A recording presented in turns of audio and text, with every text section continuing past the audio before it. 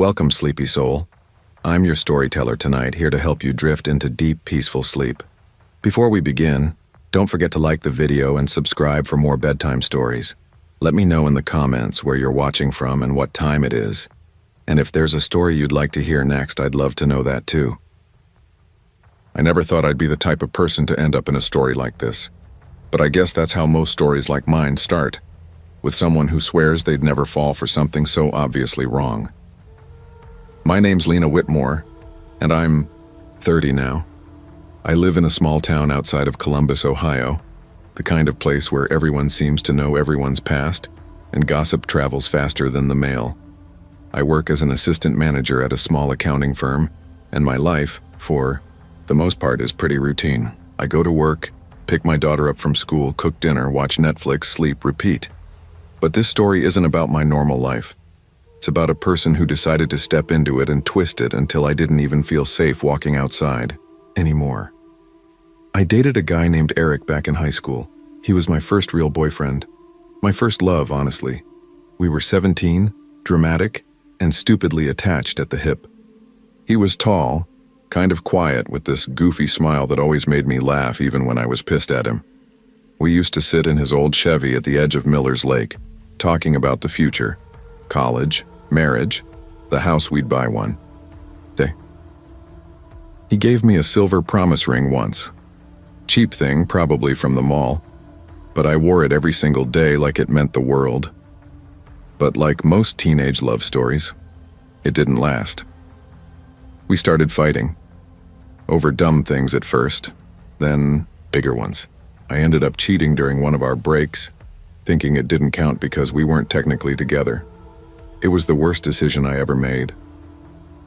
When Eric found out, he was crushed. He didn't yell or curse, he just looked at me like I'd kicked the floor out from under him. That look haunted me for years. We broke up for good, and after graduation, I moved on with my life. I got married to someone else a few years later, had my daughter, and eventually divorced when I realized I was raising 2 kids, one being my husband. Years later, Facebook was still relatively new, and I got curious one night and searched Eric's name. He popped up, older, facial hair, and a dog in his profile pic. I hesitated but sent a friend request anyway. He accepted. A few days later, I messaged him. "Hey, I know it's been forever, but I just wanted to say I'm sorry for how things ended between us. I was a dumb kid." He replied, "Hey, Lena. Don't worry about it. We were both kids. I'm glad you're doing okay." That was it. Simple, kind, clean. We didn't talk often after that. Maybe a happy birthday or a comment on a photo. Nothing weird. Then a few years later, I saw on his page that he was dating someone, a woman named Alyssa. Blonde hair, bright smile, always posting Bible quotes and couple photos with captions like, "My soulmate." I was genuinely happy for him until she messaged me. It was late one evening when it happened. I was sitting on the couch, scrolling through my phone, my daughter asleep beside me, when a notification popped up. "Alyssa, message request. You need to stay the hell away from Eric." I blinked. I hadn't spoken to him in months. "I don't know what you're talking about," I replied. "You think I don't see your little messages? You pathetic, desperate bitch. He doesn't want you. He never did." I froze. I could feel my pulse in my ears. It didn't even make sense. I had literally no contact with him. I didn't reply. I just blocked her and went to bed trying to tell myself she was just jealous or insecure. People like that exist. It's not my problem, but it didn't stop there. Within a few weeks, I started getting random friend requests from names I didn't recognize, fake-looking accounts with no photos or one picture of a flower or a beach. One of them, a profile named Sophie C., started commenting on my posts. "You'll never be as pretty as her. Still thinking about him? Your daughter looks a little too much like Eric." That last one made my blood run cold. I blocked the account. Then another popped up, and another, each one saying something more personal, more invasive, like someone was actually watching me. When I changed my Facebook, new accounts appeared, on Instagram, then Snapchat. One even messaged me from a number on WhatsApp saying, "You can't hide, Lena. I know who you really are. I showed my brother Ben, who's always been the rational one. He said, just ignore her, she'll get bored eventually. I wanted to believe that. This year, after years of being single, I finally decided to try dating again. I downloaded Hinge. Leo, first week was awkward. Half the guys seemed like bots and the other half were holding fish in their profile pictures. But then there was Caleb. He wasn't model handsome, but he had this kind, genuine face and a crooked grin, short brown hair, flannel shirts. His bio said, small town guy, loves dogs, late night drives, and old country music. We started talking.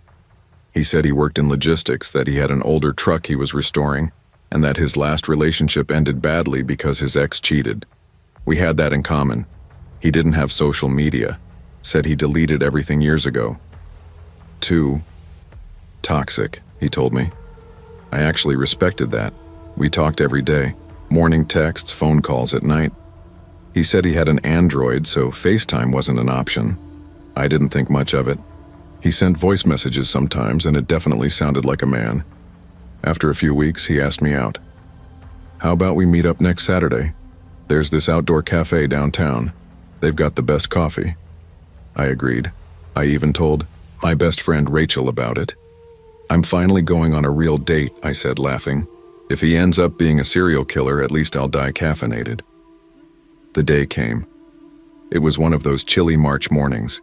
Gray sky, little bit of drizzle. I wore a beige coat, jeans, and my favorite boots. I was nervous but excited. Les Bees. Cafe wasn't crowded. I grabbed a table near the window and texted him, I'm here. A minute later, I saw someone approaching, but it wasn't a man, it was a woman. She had shoulder-length blonde hair, a long black coat, and this smug smile that made my stomach twist. She walked straight to my table and sat down. Hey, babe, she said, smiling.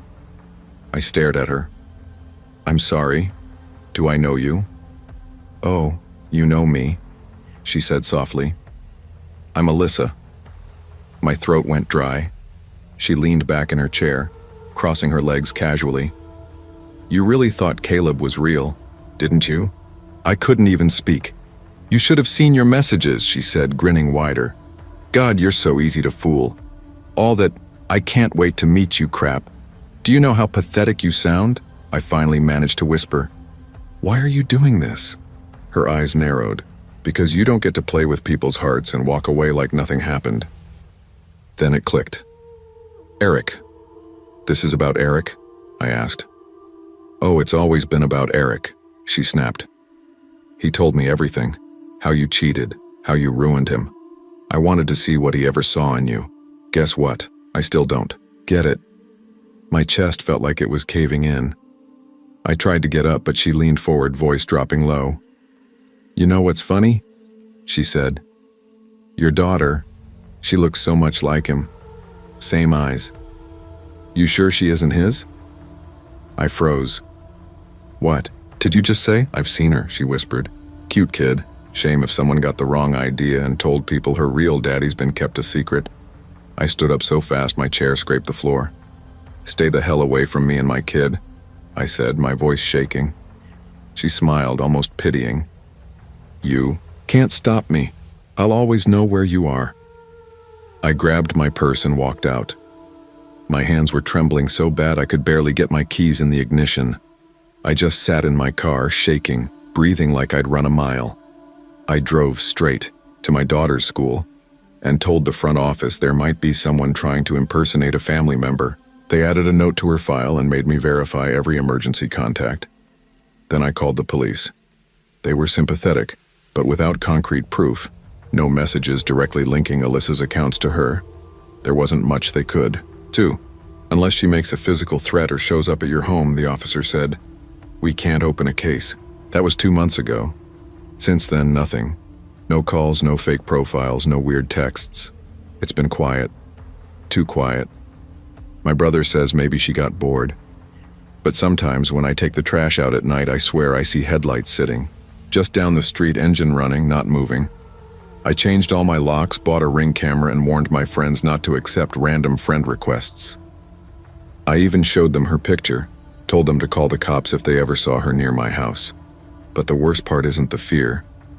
It's the paranoia. Every time my phone buzzes, I wonder if it's her. Every profile that views my story makes me flinch. It's like she took something from me I can't get back. Peace of mind. I deleted every dating app, shut down my social media for a while, and stopped posting pictures of my daughter entirely. Because deep down, I don't think she's done. She told me once she'd always know where I was, and sometimes when I'm scrolling late at night and I see an anonymous viewer on my story, I wonder if she's right.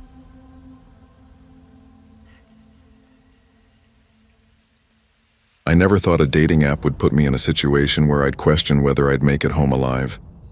But that's exactly what happened one humid August night, the kind of sticky summer evening where everything feels heavier, even bad decisions. I was 25 at the time, living in a small town outside of Columbus, Ohio. I had just moved into a new apartment after a breakup that had chewed me up and spit me out. I wasn't looking for love. Hell, I wasn't even looking for anything real. I was lonely, drinking too much, and Tinder felt like an easy distraction. A way to flirt, kill time, maybe meet someone who'd take my mind off things for a night. That's how it started.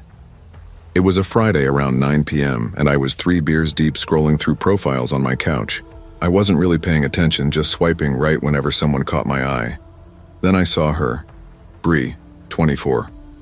Blonde, sharp blue eyes, a kind of soft smile that looked half genuine, half seductive. Her pictures looked like they were taken straight out of a summer fashion ad. Denim shorts, coffee in hand, freckles across her nose, and somehow she matched with me. I laughed to myself, shaking my head. Yeah, right. She's probably a bot. Then not even 30 seconds later, my phone buzzed. Bree. Hey, you actually look normal, LOL. That's rare here. I smirked. Well, damn, I'll take that as a compliment, I texted back. Within minutes, we were chatting back and forth like we'd known each other. She said she lived about 15 minutes away, worked part-time at a hair salon, and was bored out of her mind that night. The conversation flowed easily, a little flirty, a little funny. I asked if she wanted to grab a drink, and she replied almost instantly, Bree, maybe. I like that bar by the lake. You know Edgewater Park? Edgewater was quiet, kind of secluded, mostly used by locals during the day. At night it got dark fast, just a few lampposts near the trail. I hesitated a bit. Isn't that place kinda dead after dark? I typed. Bree. Yeah, that's why I like it, LOL. It's peaceful. Don't worry, I don't bite. It was playful enough that my guard slipped. The beer helped too. I told her I'd be there around 10:15.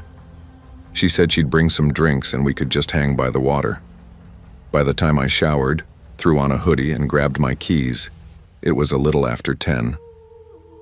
The drive was quiet, barely any traffic, just that eerie emptiness of small-town roads late at night. I kept glancing at my phone, waiting for her to text a confirmation. Nothing yet. When I pulled into the lot, there were only 2 other cars. The lake was still, the moonlight barely touching the surface. I parked near the picnic area, shut off the engine, and just sat there for a second. The air was thick, the kind that makes the back of your neck sweat. Then my phone buzzed. Bree. Hey, I'm here. Walking down to the pier. Come find me. No profile pic in the message thread, just a plain number. But that wasn't weird, right? She probably just didn't have one attached. I texted back. On my way. As I got out of the car, I noticed something off. There were no footsteps on the gravel trail ahead, no sound of movement, just the faint rustling of trees. Bree? I called out, my voice low. Nothing. A few moments later, I heard something, the metallic clank of the pier railing, like someone brushing against it. I followed the sound slowly, the gravel crunching under my shoes. Halfway down the trail, I felt my phone vibrate again. Bree. I see you. You look even cuter in person. Come to the end of the pier. I stopped walking. My stomach tightened. How could she see me? The pier was barely visible from where I stood. The only light came from a broken lamppost flickering every few seconds. "Where are you?" I typed. No answer. I turned my flashlight on, panning it across the path and the benches. Empty. My heart started beating harder, that instinctive feeling that something wasn't right. Then, faintly, laughter. A woman's laughter. Coming from down by the water. It wasn't playful, it sounded strained. "Bree?" I called again. "You okay?" No answer, just the soft slosh of water against the rocks. I turned around, ready to head back to the car. That's when I heard it, the sound of someone whispering. I couldn't make out the words, but it was close, too close. "Who's there?" I said, spinning around with my flashlight. For a split second, I saw movement, a shadow ducking behind the bathroom building near the parking lot. My heart started pounding in my ears, then my phone buzzed again. "Bree, don't leave yet, I've got a surprise for you." I stared at the message, my hand trembling. "Nope," I muttered under my breath. "Hell no." I started walking fast, toward my car, but before I could reach it, I saw something move behind it, the shape of a person. "Hey," I yelled. No response. They just ducked down out of sight. Adrenaline surged through me. I fumbled for my keys, unlocked the door, and jumped inside, slamming the locks down. My hands were shaking as I started the car. My headlights flashed across the lot, and that's when I saw them. 2 figures, standing by the tree line, watching. They weren't moving, just standing there. The taller one had something in their hand, a phone, maybe. It was glowing faintly. I slammed the car into reverse, spun out of the lot, and hit the gas like my life depended on it. I didn't stop until I was halfway home, gripping the wheel so tight my knuckles were white. When I finally pulled into my apartment complex, my phone buzzed again. I almost didn't look, but something made me glance down. Unknown number. You. Drive fast. I dropped my phone like it burned me. I called the police. They came, took a report, and told me that Park had seen some suspicious activity lately. People getting lured there through fake dating profiles. No arrests yet. The next morning I checked Tinder. Bree's profile was gone. Deleted. Or maybe it never existed in the first place. The detective told me later that the number used to text me was a prepaid burner phone, bought from a gas station 2 towns over. No trace, no ID, just gone. For weeks after, I couldn't sleep. Every time I drove at night, I'd catch myself checking my mirrors, convinced I was being followed. I even thought about deleting all my social media, but then I realized it wouldn't change what happened. I just stopped using dating apps altogether. To this day, sometimes I'll be out late, maybe running to grab food or something, and I'll get that same chill. That same feeling that someone's watching me. And once in a while, late at night, I'll get a random text from an unknown number. Usually something simple like, "Hey, you up?" I never reply anymore, because I know better, because I've already met Bree, and I'm not walking into that trap again.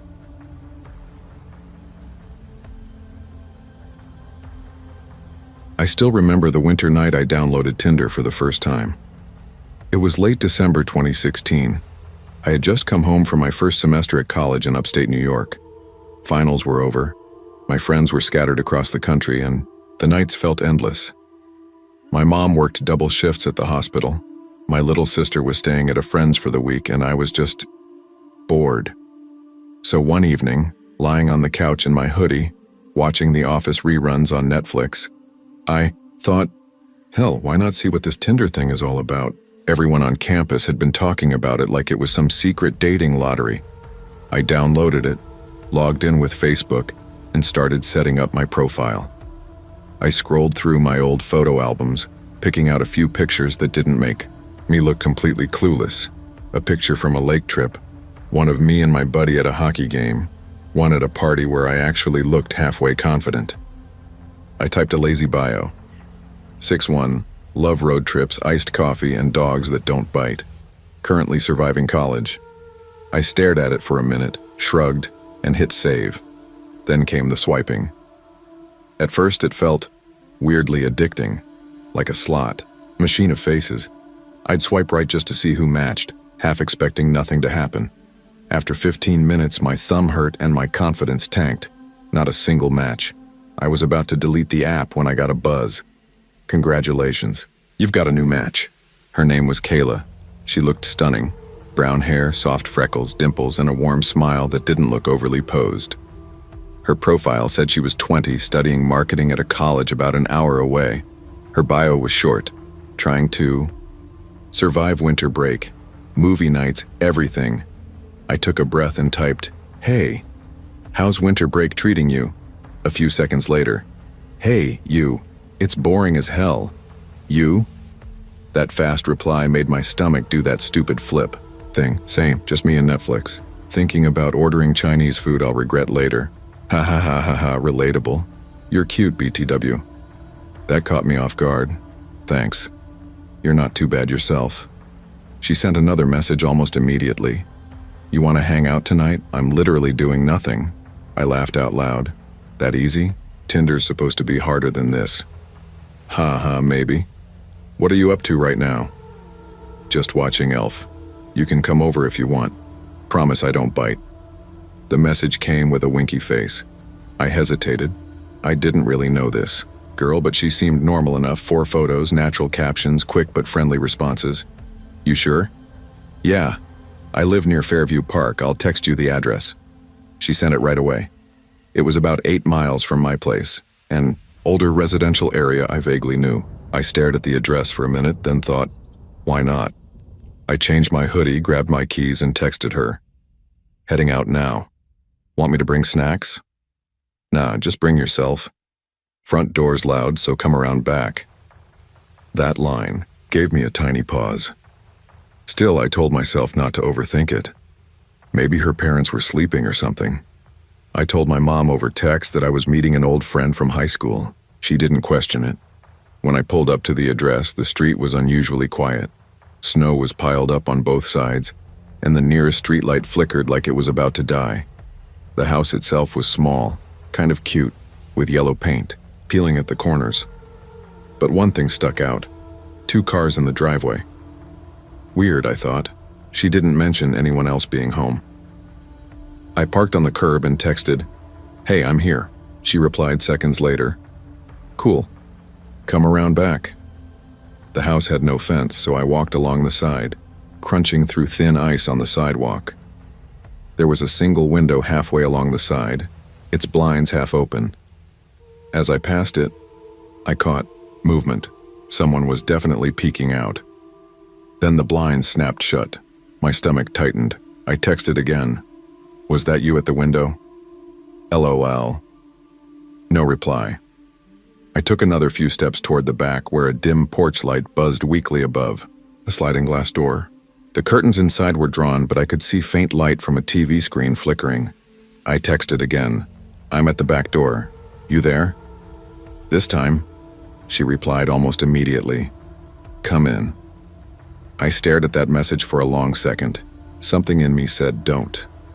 I decided to call her instead, just to hear her voice before I stepped inside. When I hit call, my phone screen flashed. Text now audio call.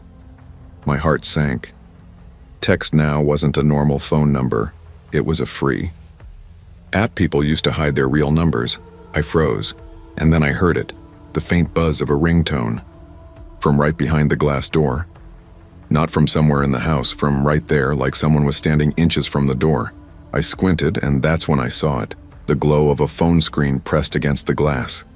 Someone was holding it. I couldn't breathe for a second. I backed away slowly, careful not to make noise. Then, as soon as I turned the corner of the house, I ran. Full sprint. The cold air stabbed my lungs. My shoes slipped on the icy pavement, but I didn't stop until I reached my car.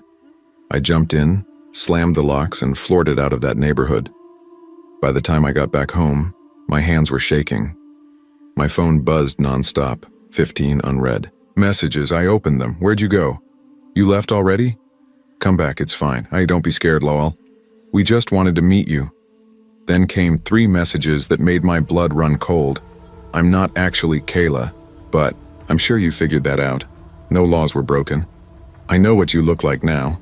I blocked the number instantly, deleted the app, and sat there staring at my reflection in the black phone screen. I didn't tell anyone that night, not my mom, not my friends. How would I even explain it without sounding like an idiot? The next morning, curiosity got the better of me. I drove past the house again just once during daylight. It was completely empty. Windows boarded up, mailbox stuffed with flyers, snow covering the front steps like no one had been there in weeks. I didn't take pictures. I just drove past and never went near Fairview Park again. Since then, I've used Tinder a few times, but only for scrolling when I'm bored. I never actually meet anyone anymore, not after that night, because sometimes the person you're messaging isn't just pretending to be someone else. Sometimes they're waiting, right behind the door.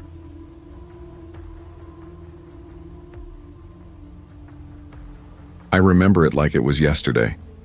I was 15, awkward, unsure of myself, and desperate for someone, anyone, to really see me. Back then, I spent most of my evenings hunched over my old silver Dell laptop in my bedroom in Cedar Hill, a small town outside of St. Louis. My mom worked late shifts at the diner and my dad was long gone, so it was just me and the quiet hum of that computer screen. One Friday after school, my best friend Haley leaned across our lunch table and said, "Hey, remember that picture you posted last week? My friend saw it and thinks you're really pretty. He asked if he could talk to you." I laughed, pretending it was no big deal, but my stomach flipped. "Who is he?" I asked. "His name's Ryan. He's 17. Goes to a different school. Plays baseball. He's kinda shy, but he's nice. I think you'd like him." At 15, that was all I needed to hear. A cute older guy who thought I was pretty? I was hooked before I even saw his face. That night, I got a Twitter DM, Ryan C. "Hey, Haley told me about you." Hope it's not weird that I reached out. It wasn't weird to me at all. In fact, it felt like the best thing that had happened in months. He said he didn't have Facebook because of family security issues. Something about his dad working in law enforcement. At the time, that sounded almost mysterious. I didn't question it. Over the next few weeks, we talked every day about school music, dumb TikToks, how much we both hated math. He said he had 5 siblings, all homeschooled, and his older brother was talking to one of Haley's other friends, Lena. It became this strange little web. Me, Haley, Lena, and these supposed brothers from some other part of Missouri we never quite pinpointed. He never sent new pictures, just a few old ones that looked like they were taken on an iPhone 4. Blurry, maybe stolen, but back then I didn't know what to look for. One night, while Haley and I were hanging out in her room lying on her carpet surrounded by Coke cans and Cheetos, he sent me a voice note. "That's him," I said, grinning, my heart pounding as I hit play. A guy's voice came through, soft, deep, a little nervous. "Hey, it's Ryan. Just wanted to say goodnight." Haley smirked. "Aw, girl, he's totally into you." I must have replayed that voice note 5 times that night. I even made it my ringtone for a while. A couple weeks later, things got strange. Haley and I were walking downtown with Lena, and my phone buzzed. "Ryan, I can see you." I stopped in the middle of the sidewalk. "What the hell?" I muttered. "He just said he can see us." Lena looked around, half joking. "Is he here?" We looked everywhere, across the street, behind cars, through the windows of the coffee shop. No one looked familiar. "Ryan. Blue hoodie, ripped jeans. You look cute today." I froze. I was wearing a blue hoodie. "Haley, he knows what I'm wearing." She frowned, half laughing. Maybe he's just guessing? But he described Lena's jacket too. Gray corduroy with fur trim. That night, I couldn't sleep. My phone screen glowed in the dark as his messages kept coming. "You don't need to be scared. I just wanted to see you in person." The next day I asked Haley where he lived. She hesitated. He moves around a lot. His family's weird about giving out addresses. That was the first time I felt something was off. Weeks passed. I started ignoring his messages. I told myself, It was just online drama and stupid teen stuff. But then Haley started acting. Different. Quiet. Distracted. During lunch one day, she burst into tears. Ryan's family was in a car accident, she sobbed. A bad one. His little sister's in the hospital. I don't know if he's even alive. My stomach sank. I grabbed her arm. Oh my God, are you serious? She nodded, trembling, wiping tears that wouldn't stop. I can't believe it. He texted me this morning and now, nothing. I texted him over and over that night. No reply.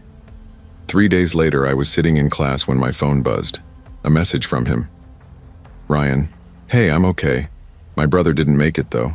I gasped out loud. The teacher looked at me, startled. After school, Haley looked wrecked. Like she hadn't slept in days. Her mascara was smudged, hands shaking.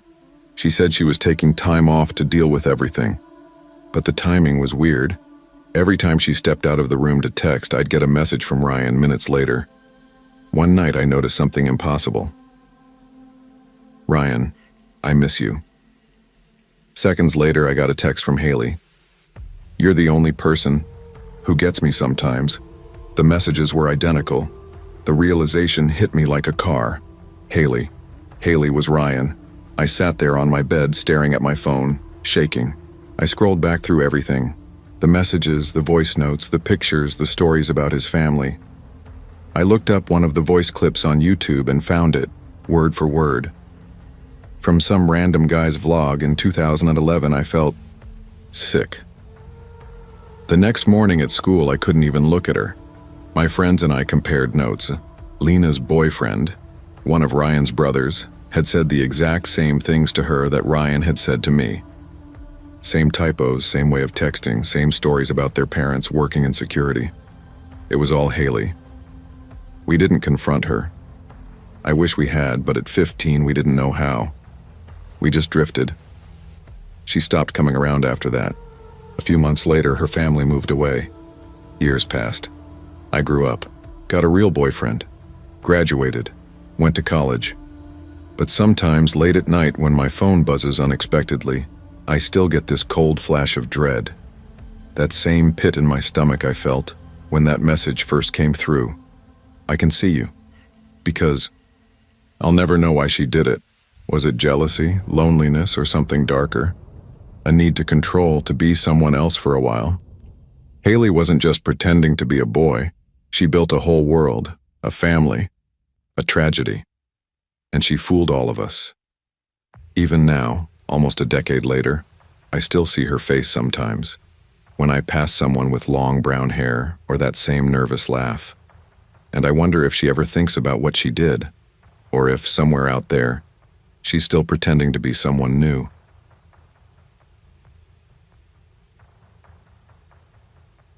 I never thought something as harmless as a Facebook friend request could wreck my peace for years. It started on a Thursday evening in early October, right after I got home from work. I'd been doing long shifts at a print shop in Spokane, Washington. 12-hour days, smell of ink and melted plastic everywhere. My body ached. My hands were always stained black. I remember dropping my bag by the couch, kicking off my shoes and collapsing with a frozen burrito and a cold beer. I opened Facebook on my phone just to zone out. That's when I saw the message. Hey, you don't know me, but I think someone's been pretending to be you. For a long time. At first I thought it was spam. I almost deleted it. But the way it was worded, it didn't have that weird scammy tone. The sender's name was Jessica Reed. Her profile looked normal. Not fake normal, but genuinely normal. You know, the kind of woman who posts dog pictures and low-effort memes. Out of curiosity, I clicked. Sorry if this is weird, her next message said, but I've been talking to someone who used your pictures for 2 years. We were basically dating online, I only just found out. My stomach twisted. Wait, I typed back. What do you mean using my pictures? A minute later, she replied, with a link. I opened it. It was a Facebook profile. My name, my photos, even my handwriting in the caption of a sketch I'd done years ago. But it wasn't me. The captions were different. The tone felt off, like a stranger wearing my skin and trying to sound like me. Even my mother's photo was there from her old birthday post, and except she was tagged as Mama J. And there were fake comments from accounts pretending to be my friends. I felt dizzy. Holy shit, I whispered out loud. Jessica called me that night. I hesitated before picking up. Her voice trembled like she hadn't slept in days. I don't even know how to start this, she said. I feel so stupid, I thought I was in love. She explained how she'd met me on a dating group for artists. You were charming, introverted, sent long messages about loneliness and painting and small-town sunsets. You'd talk on the phone too.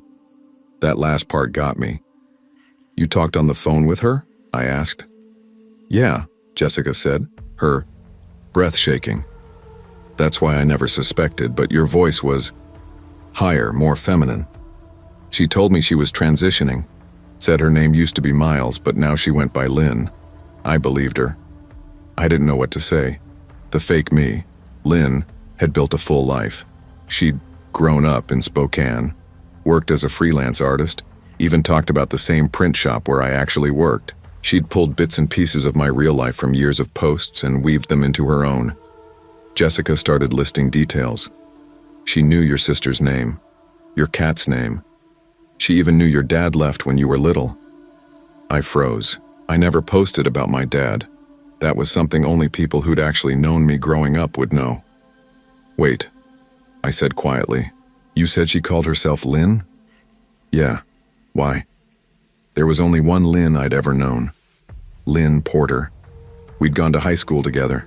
She was a quiet girl, dyed red hair, sketchbooks always clutched to her chest, the kind of person who'd disappear at lunch to sit by the bleachers. We'd had one art class together, maybe talked twice. I remembered she'd once told me she liked one of my paintings. I'd forgotten about her completely. Until now. Over the next couple of days, Jessica and I fell down a rabbit hole. She sent screenshots, messages, voice notes, photos. Every single picture Lynn had sent was stolen from my old Facebook albums. Some were years old, back when I was still skinny and pale and hadn't lost faith in everything. I told Jessica to send me the number Lynn had used. When I typed it into Google, my heart sank. It traced back to a house address right here in Spokane, Lynn's old street. That night, I couldn't sleep. Every creak in my apartment made me think she was outside watching. I kept checking the window, turning on the porch light. Around 2 a.m., I got a Facebook notification. The fake profile had posted something new. It was a picture of me, one I'd never seen before. I was sitting in my car, parked outside the grocery store down the street. Same jacket, same keychain. The caption read, "You can't hide from what you created." I dropped my phone. I hadn't posted that picture. Hell, I didn't even know it existed. Someone had taken it that week. I reported the profile. Within a day, it was gone. But that didn't stop the paranoia. Jessica stopped, replying after that too. I tried texting her, calling her, nothing. Her profile went dark. Weeks passed. Then, one night I came home from work and found an envelope taped to my apartment door. No address, no stamp. Inside was a black and white photo, a barn half collapsed, surrounded by fog. On the back in shaky handwriting, "You always said you liked this one." I never said that to anyone. But that photo, I recognized it. It was one I'd seen on Lynn's old DeviantArt page, years ago. I called the cops. They said there wasn't much they could do unless I had proof of stalking. I moved apartments within a month. Life went on. I tried to forget. Deleted most of my social media, got a new phone number. Things got quiet again. Then, almost 2 years later, I got another message, this time on Instagram from a user named Jessica. "Hey," it said, "sorry for vanishing. I needed to get away, but I think she found someone else. She's using your photos again. Check this out." Attached was a screenshot of a dating app profile, my face again. This time under the name Eli. Same pictures, same captions. I felt sick. I tried to laugh it off with some gallows humor. Guess I'm making friends everywhere, I texted back. Jessica didn't answer. When I clicked her profile again, it was gone. Deleted. A few weeks later, my phone buzzed while I was at work. Unknown number. Against my better judgment, I answered. Hello? There was breathing on the other end. Then a voice. Soft. Almost trembling. You really shouldn't have taken everything from me. I froze. Who is this? The voice laughed quietly. You don't remember me, do you? That's the problem. You never remember me. Click. Deadline. I sat there staring at my phone, my heart thudding so loud I could hear it in my ears. It's been almost 8 years now since that first message. Sometimes I still get random friend requests from profiles that feel off. Same aesthetic, same old photos. Sometimes the names are different, but the captions sound familiar. I keep screenshots of them all in case something happens. What haunts me most isn't the fear of her coming back. It's the thought that maybe she never left. Maybe she's still out there using my face, my name, my memories to live another life I'll never see. Sometimes when I scroll through strangers' comments online, I see replies that sound eerily like things I used to say, phrases I used to type, inside jokes I forgot existed. It's like little pieces of me are scattered out there, in conversations I never had, in memories I never lived. And the worst part? Some nights I dream I'm her, living her fake life, talking to her fake friends, feeling loved. When I wake up, I can't tell which version of me is real anymore.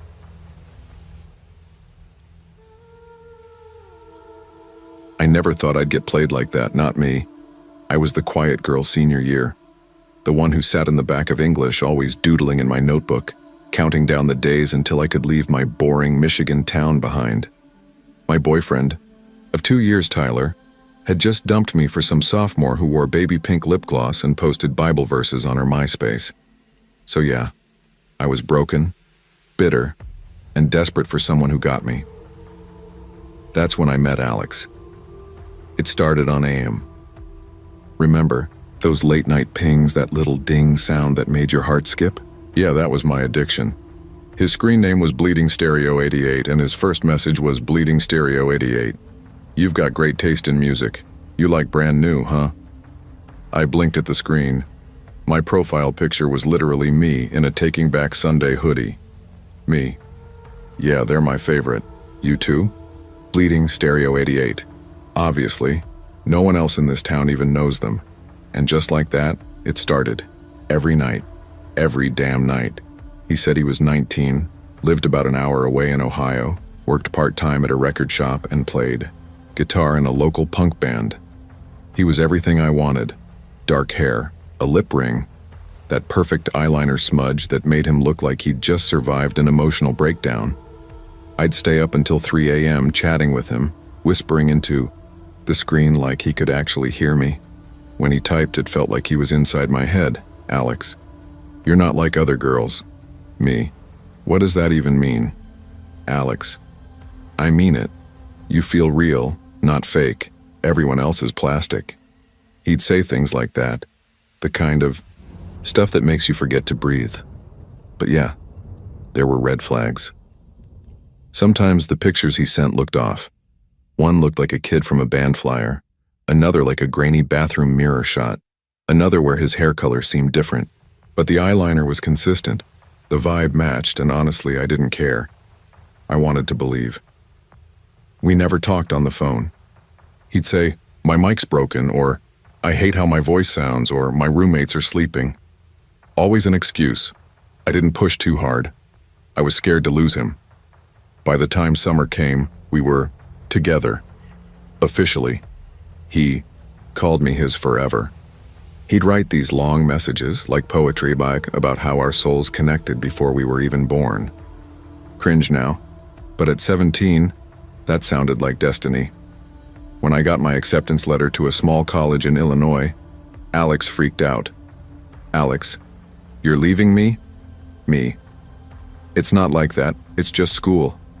Alex, so you'll meet some frat guy and forget me. Cool. That was our first real fight. He called me 37 times that day. 37. But he apologized. He always did. Alex, I'm sorry, I just love you so much it hurts. I'm scared to lose you.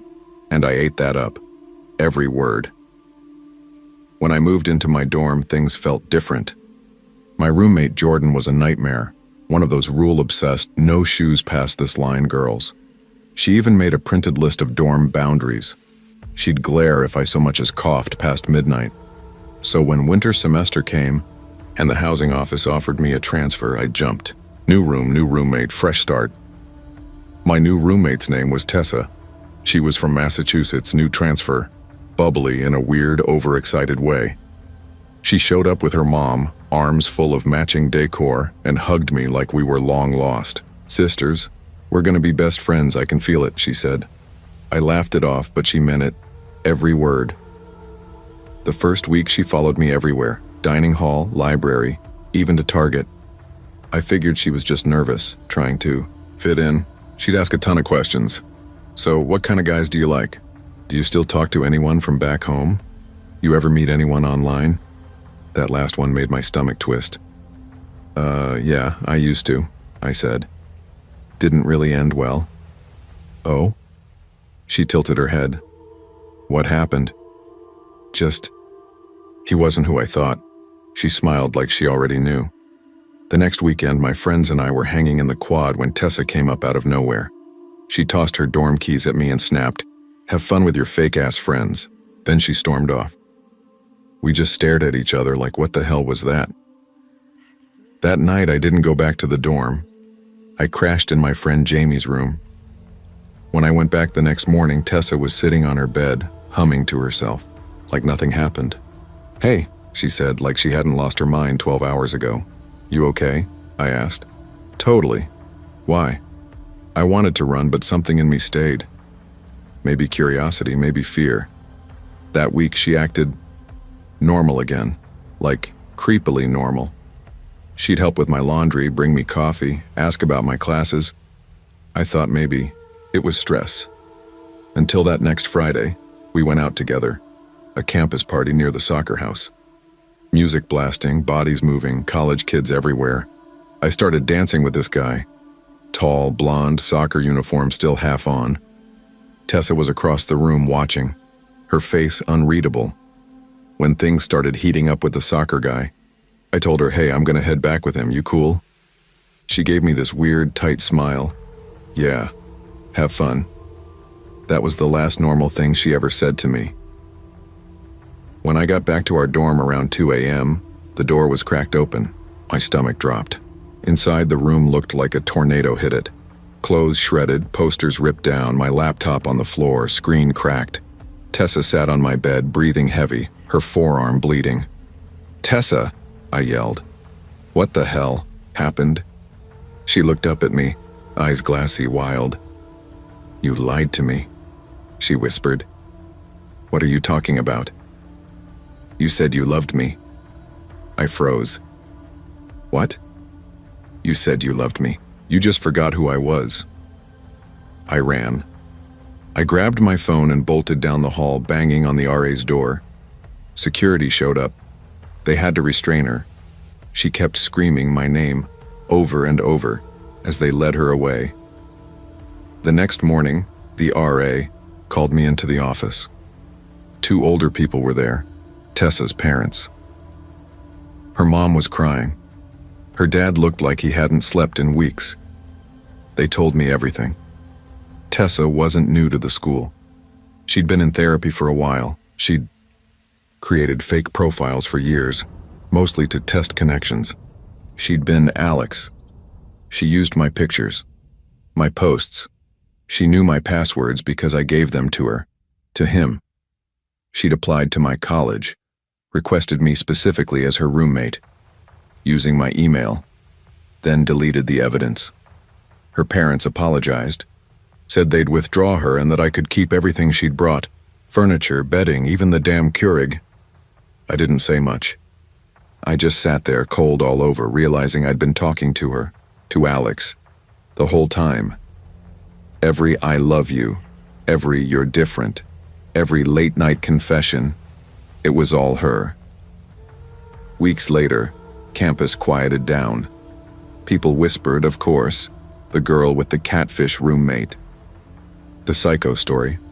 I tried to laugh it off, but sometimes I'd wake up in the middle of the night and swear I heard typing. That AM message, ding. I deleted every old account. New passwords, new number.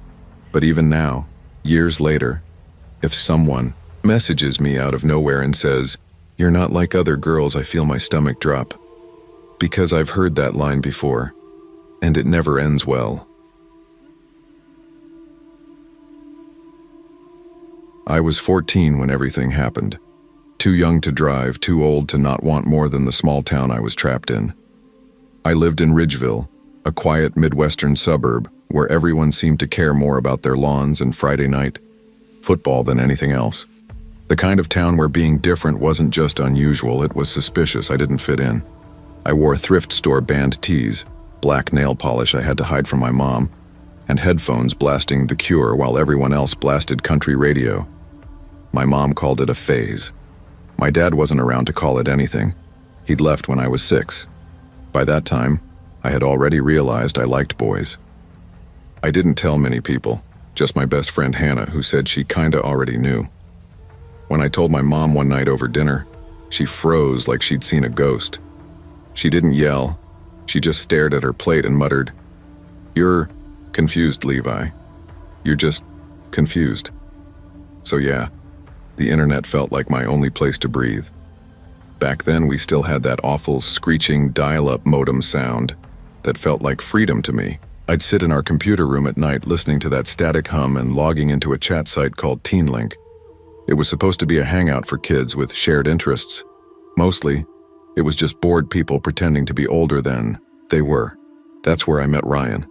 He said he was 16, living about 30 minutes away in a town called Marion Springs. His profile picture showed a kid with brown hair falling over one eye, wearing a hoodie and a crooked grin. He messaged first, "Ryan, you into music?" I remember typing back instantly, "Me, depends. Not country lol, Ryan. Thank God. What kind of stuff you like?"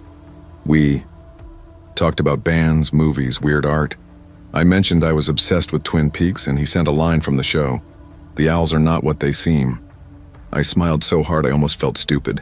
Someone finally got it. After a few nights of chatting, he said, "Ryan, TBH, I'm kinda glad I found you. People here suck." That line stuck with me. It felt familiar.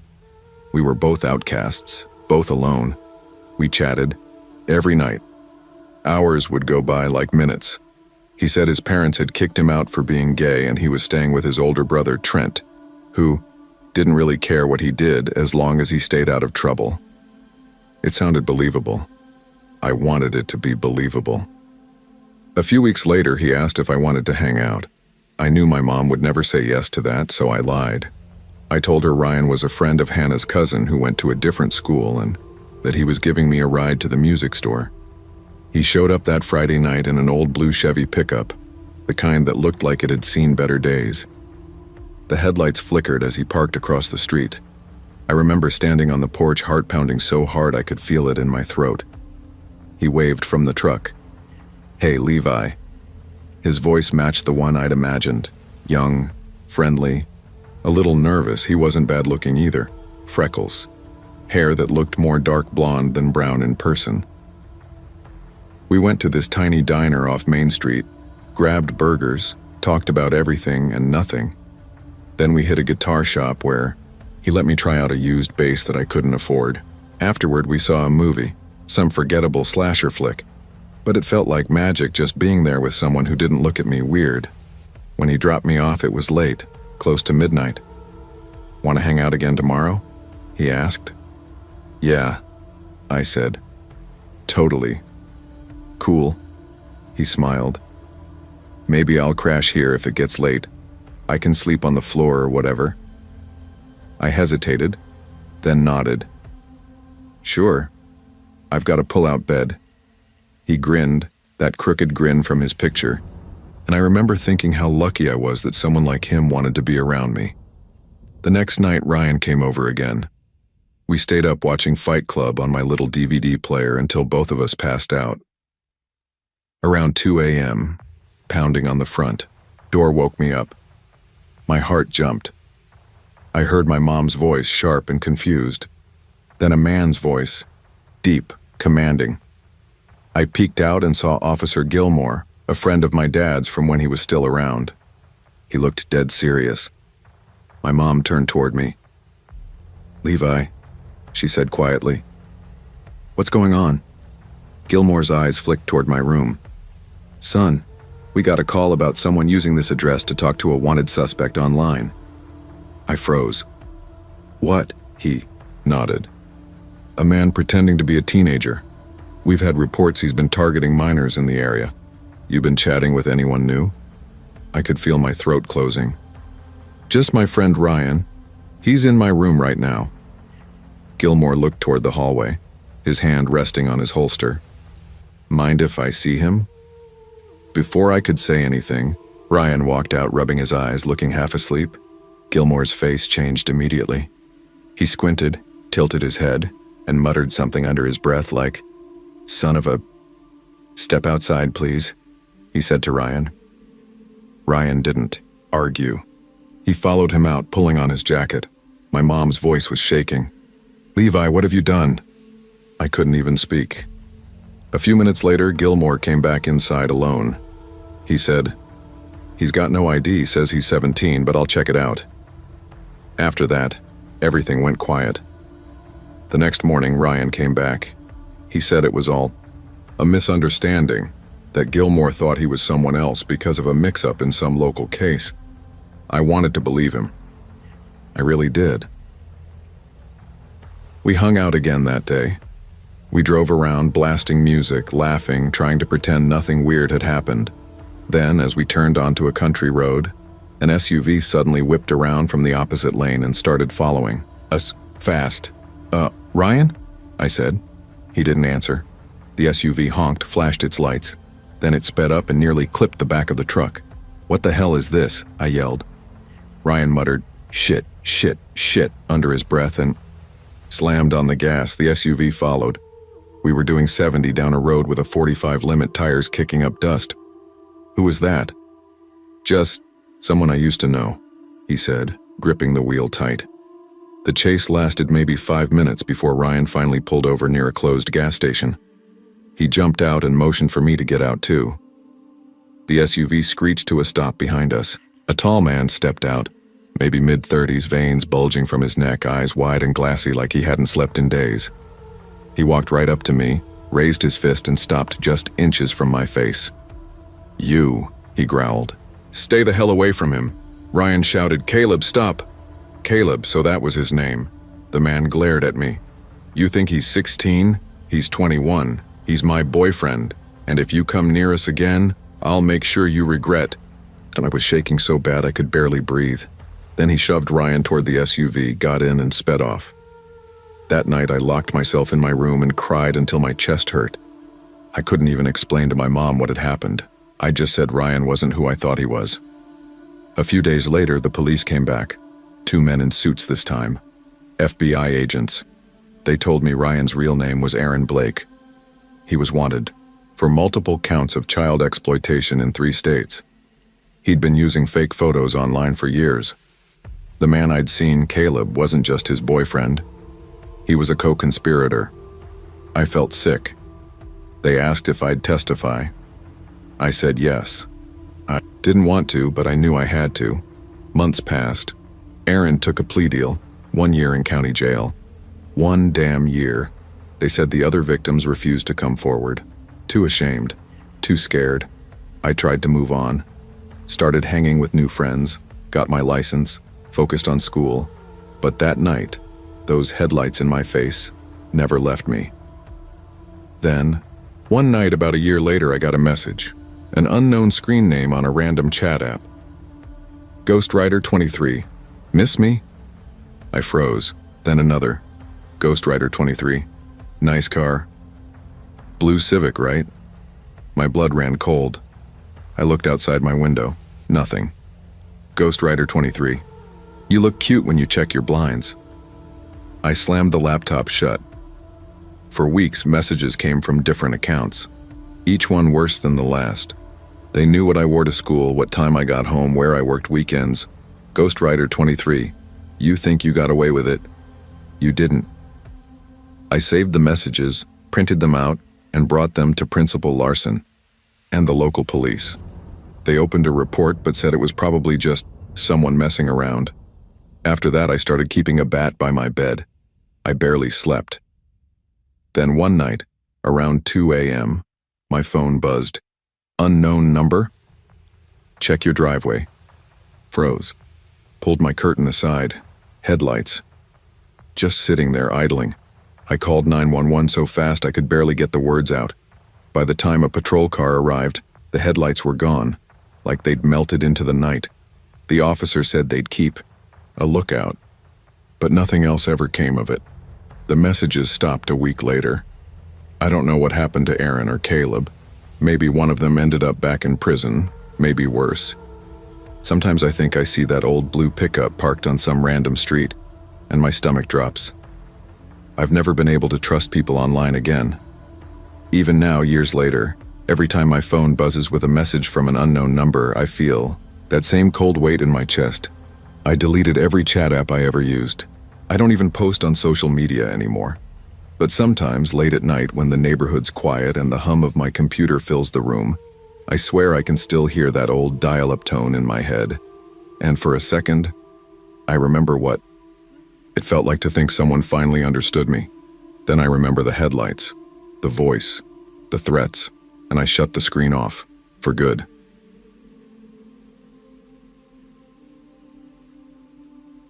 I never thought I'd be the kind of person to get catfished.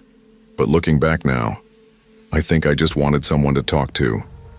I was 27, living in a mid-sized Texas town called Linden Hills. About 40 minutes outside Dallas, I'd moved there after a messy breakup and taken a leasing consultant job at a big apartment complex called the Oaks at Linden. Roughly 400 units, split across both sides of a busy street. My one-bedroom apartment was tucked in the very back corner behind a row of garages. I liked it that way. I didn't want residents knowing I lived there. I'd learned quick that once they know where you stay, boundaries disappear. I kept my personal life separate from work, or at least I tried to. At night when the office was closed and the courtyard went quiet, I'd curl up with my phone and scroll through dating apps. It wasn't about meeting anyone serious. I just liked the idea of conversation without having to go out. That's how I met Jay. His profile picture looked normal. Mid-30s, faded ball cap, scruffy beard, standing by a truck. He said he worked in construction, liked fishing, dogs, and girls who don't play games. We started chatting late one night in August. He was funny, attentive, quick to respond. He said he lived on the north side of town, but wouldn't say exactly where. I figured he was just cautious. Within a week, he was calling me Ray. No one had called me that since high school, Jay. So you work in property management, right? Me. Yeah. Leasing office at the Oaks. Jay. I think I know that place. Across from the car wash? Me. Yeah, that's the one. Jay. Small world, I used to live near there. Me. Oh, really? Jay. Yeah, maybe I still do. He sent a wink emoji after that. I brushed it off, half smiling at my phone. But something about it stuck in my head. Over the next month, we talked almost every night. He'd always message right after 9 p.m., like clockwork. Sometimes voice messages, too. Deep, smooth, almost too calm. He told me he was shy about video calls because he hated the way he looked on camera. I figured it was harmless. I'd been lonely, and he made me laugh. Then one night, he said something that made my stomach twist. Jay, you were wearing a blue hoodie today, right? Looked cute. Me. What? How do you know what I was wearing? Jay. You posted a pic, didn't you?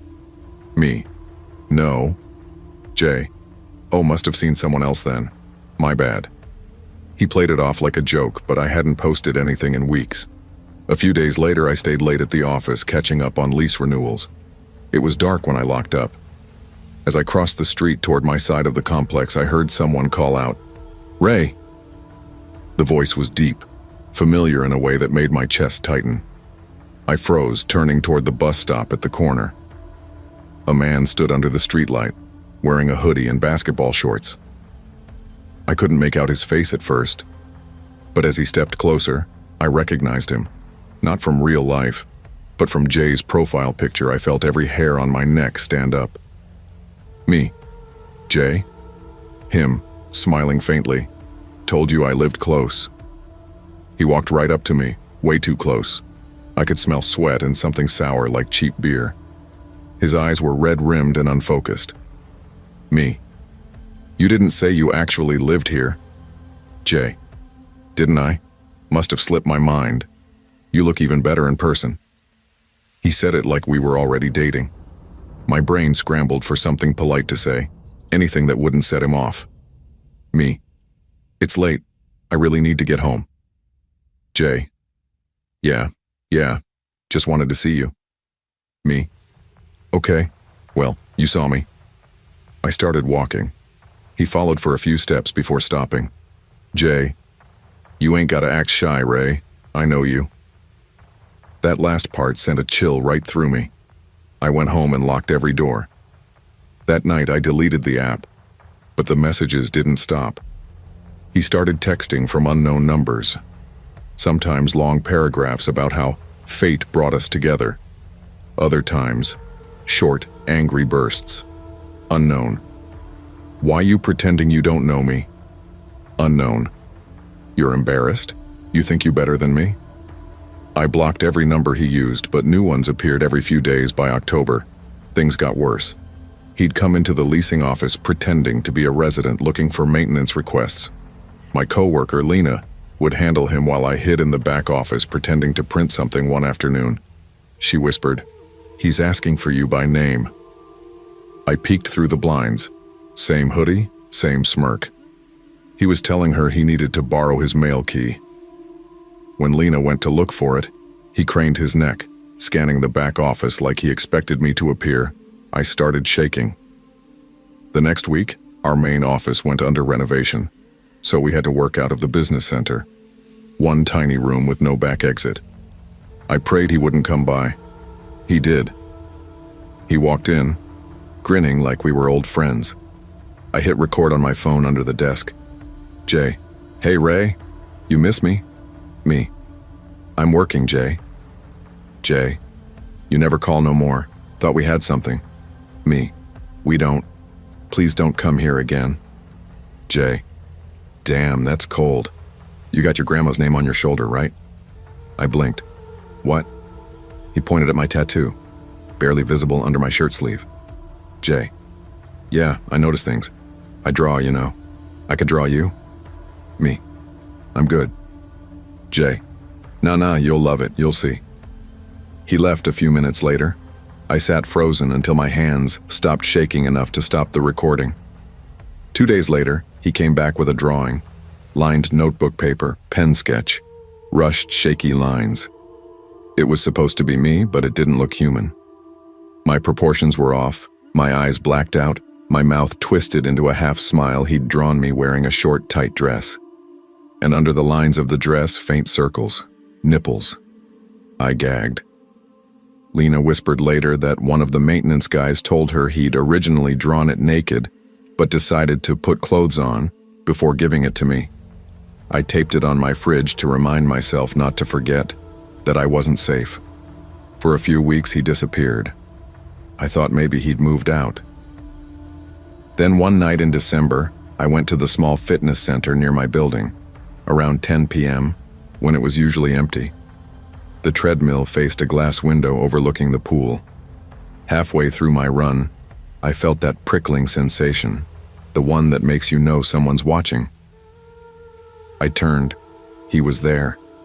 Outside the window, in the dark by the pool lights, just staring. He waved. I froze. Pretended I didn't see him. He tilted his head like a confused dog, then slowly backed into the shadows until I couldn't see him anymore. The next morning, one of the maintenance guys, my unintentional informant, told me Jay had been bragging about seeing Ray sweating it out last night. He described exactly what I'd been wearing, said he couldn't stop thinking about you. The guy added quietly, "You good?" I nodded, lying through my teeth. That night I skipped the gym, the next too. But a few days later, curiosity got the better of me. I went back with a friend around 8 p.m. to make sure I wasn't overreacting. At first, everything was fine. Then I turned to switch to leg raises and caught movement through the glass door Jay. Across the street, standing under the lamppost, on his phone, staring straight at me. My heart dropped. Me, to my friend. "Don't look. Just act normal." Friend. "Who is that?" "Me. The guy from the app." He walked closer, pacing back and forth, glancing through the windows like a predator pretending not to watch. Then he walked behind the leasing office. His route home, I exhaled in relief. 10 minutes later, he came back, still talking on his phone, this time walking directly to the door. He knocked. Softly at first, then louder. Knock, knock. Knock. For 3 solid minutes, I hid behind the vending machine, trembling. He finally walked away. We waited another 5 before sprinting back to my apartment. The following day, the maintenance guy told me Jay had said I wouldn't let him in to get water, then switched the story. Said he just wanted to give Ray her tattoo drawing. "He's got another one," the guy whispered. "It's a cross with your name down the middle." I felt sick. Why would he draw a cross with my name? Why would he think I wanted that? I hadn't asked him for anything that night. I barely slept. Every creak in the hallway made me jump. By morning, I decided I was transferring. Another property, same company, closer to my sister's place in Fort Worth. But the lease in my unit ran 2 more months. 2 more months of looking over my shoulder. The Friday before my transfer, I worked my last full day in the leasing office. I stayed after closing, packing up files when the power flickered. The emergency lights kicked in, faint red glow reflecting off the windows. Then a soft tap, tap, tap at the glass behind me. I turned and nearly screamed. Jay was outside the pool fence, pressed up against the window, eyes wild. He mouthed something I couldn't hear. I fumbled for my phone, recording again me. "Jay, leave." Jay muffled. "I drew it for you." He lifted a paper against the glass and another drawing. My name scrawled down across, red marker smeared like blood, Jay. "Now you'll always be mine, Ray." I grabbed my bag and ran out the front door, straight to my car. My hands shook so bad I dropped the keys twice before I could unlock it. As I pulled out, I glanced back. He was gone. That weekend, I filed a report with the regional manager. They notified security and told me to stay inside until my transfer was processed. On Sunday, I went to grab coffee from the cafe across the street. While waiting in line, I noticed a man outside near the curb, hoodie, shorts, head tilted down, talking to himself. It was him. He wasn't looking at me, though. He was drawing on the pavement with a stick, a cross. When I stepped outside, he looked up, smiled faintly, and said, "Told you I'd finish it." I moved 2 weeks later, changed my number, deleted every app. But sometimes I still get random texts from unknown numbers. Short, cryptic, familiar. Unknown. "Blue hoodie looks good." Unknown. "You miss me, Ray?" I've changed phones twice since then, doesn't matter. Some nights when I walk to my car, I swear I see a figure across the street. Still, patient, watching. And I can never quite tell if it's really him, or just my fear that never left.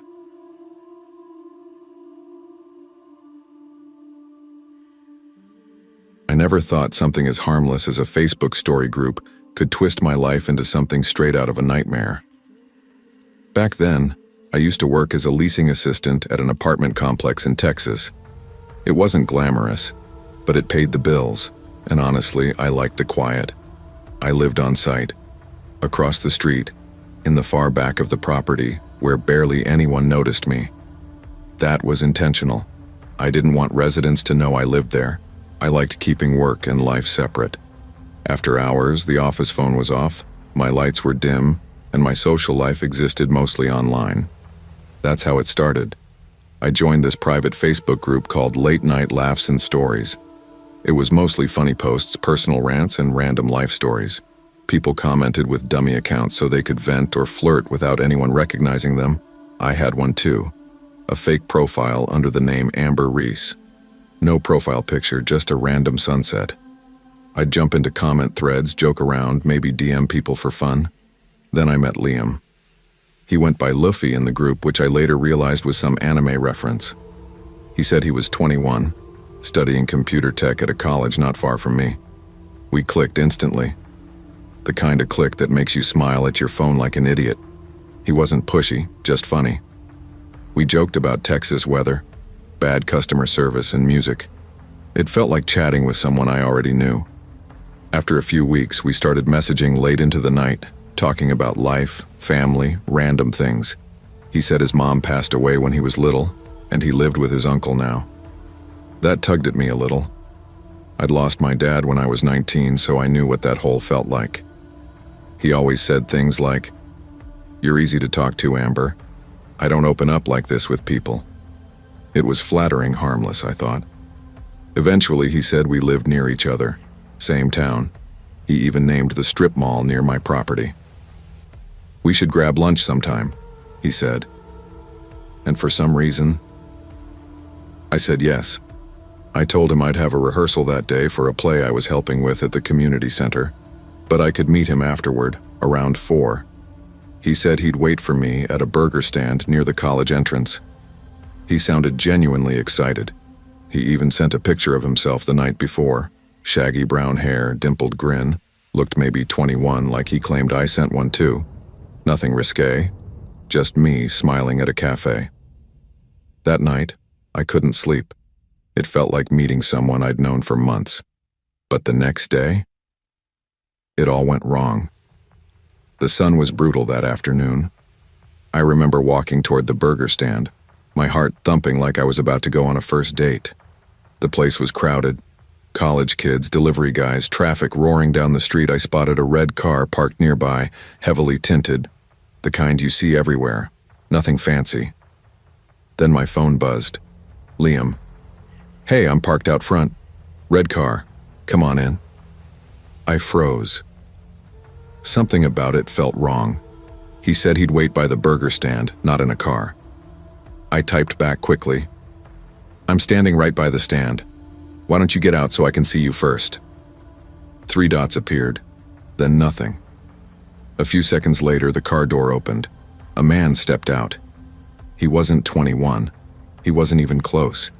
He was easily mid-30s, scruffy beard, heavy build, sunglasses. He walked straight toward me like he knew me, like we were supposed to be together. Before I could move, he grabbed my arm, pulled me in close, and said loudly, "There you are." "What the hell were you thinking running off like that?" I screamed. People turned. The burger stand guy froze, spatula mid-air. "She's my daughter," the man said fast, tightening his grip. "She's in trouble. She ran away." I yanked back, yelling, "I don't even know you. Let go." The vendor, a thin college kid, came around the counter. "Sir, I'm calling campus security right now. You better back off." For a moment, everything blurred. The car door still open, his grip tightening, the crowd murmuring. Then he suddenly released me, muttered something like, "You'll regret this," and stormed back to his car. Tires screeched as he peeled away. I stood there shaking. My knees felt weak. Security came within minutes. They called the police, and I had to stay there until my guardian, my aunt, came to pick me up. I told them everything. The fake account, the messages, the photo, the red car. But the truth? There wasn't much they could do. The account was deleted within hours. That night, I promised myself I'd never meet anyone from the internet again. Fast forward 2 years. Life had changed completely. I was 29 now, working in a totally different field, automotive service. It sounds random, but I'd always been fascinated by cars. My dad used to tinker in the garage every Sunday before he passed, and I guess I wanted to carry that forward. So I switched careers, went through training, and got hired at a dealership in Fort Worth. Being Being the only woman in the quick service team wasn't easy, but it felt right. I finally loved what I was doing. And that's when I met Jake. He was my trainer, a full-time mechanic in his early 40s, kind eyes, rough hands, that faint smell of motor oil and soap. The kind of guy who'd say, "Don't force the socket, just feel it click in," and then smile when I got it right. He wasn't just patient, he was genuinely nice. We'd joke around between oil changes, share energy drinks, talk music.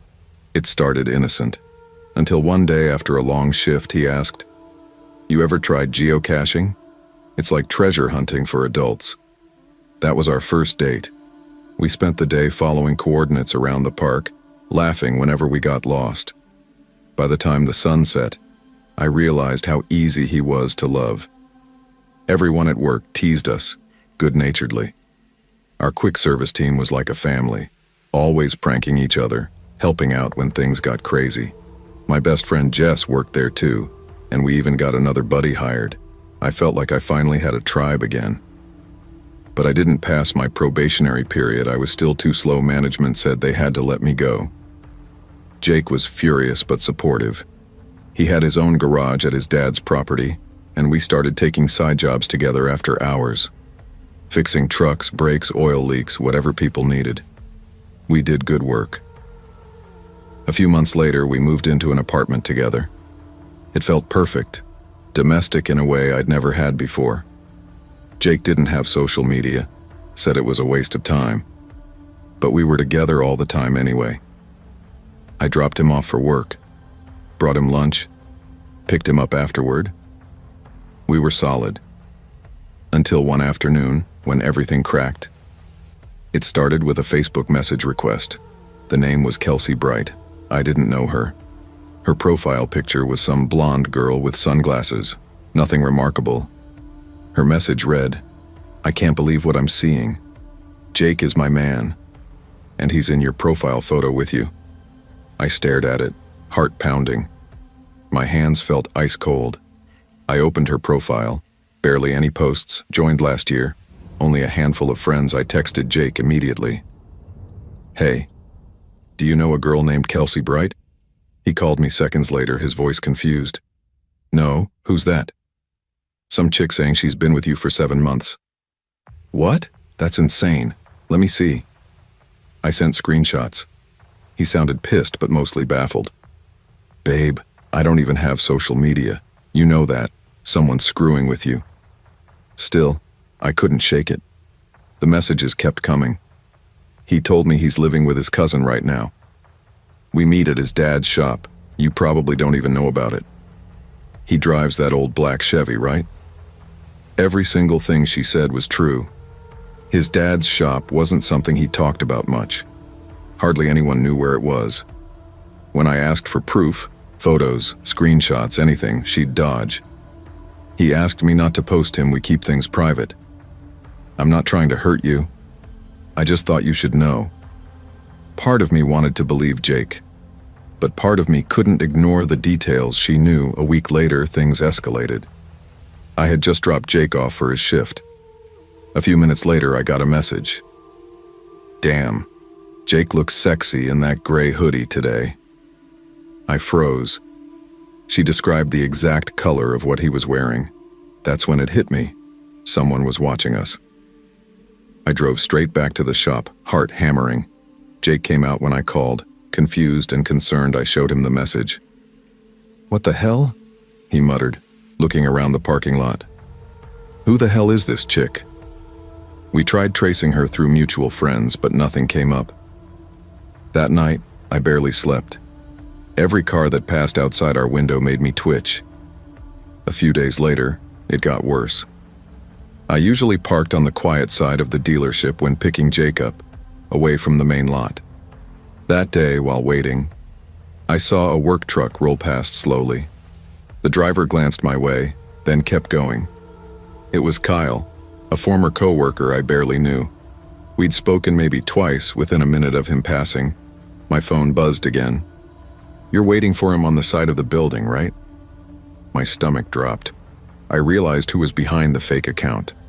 Kyle was the only one who'd know about Jake's dad's shop. Jake had helped fix his truck once, and they'd chatted a few times. That was it. But somehow he'd taken it too far, pretending to be Jake's secret girlfriend, sending me messages, watching us. I confronted Jake that night. He was furious, said he'd talk to his boss. "I'll handle it," he said. "He's not going to mess with us." But I couldn't shake the fear. If Kyle could do this, what else was he capable of? He was a big guy, late 40s, with kids of his own. Every time I dropped Jake off, I half expected to see that truck again. A few nights later, while Jake was showering, I got another message from Kelsey. "You shouldn't have told him about me. You don't know what he's capable of." I blocked the account immediately. But when I checked again an hour later, there was another message request from a different dummy account with the same profile photo. "See you at the shop tomorrow." That night, Jake and I barely slept. He called the dealership manager the next day, told them everything. They didn't fire Kyle but moved him to another department, said they'd monitor the situation. But I still saw him, every damn day. Sometimes he'd walk past Jake's bay, glance at me for a second too long. Other times I'd catch his truck idling near the road when I dropped Jake off. Always that same blank stare. It's been months now. I deleted my Facebook, changed my number, stopped waiting for Jake outside. He walks to the corner now so I can pick him up fast. Every time I see a red car with tinted windows, my stomach flips. Every time my phone buzzes, I hesitate before unlocking it. Because I've realized something. The internet doesn't forget you. Even when you block, delete, or move on, someone, somewhere, might still be watching. And the scariest part? You never really know who's behind the screen.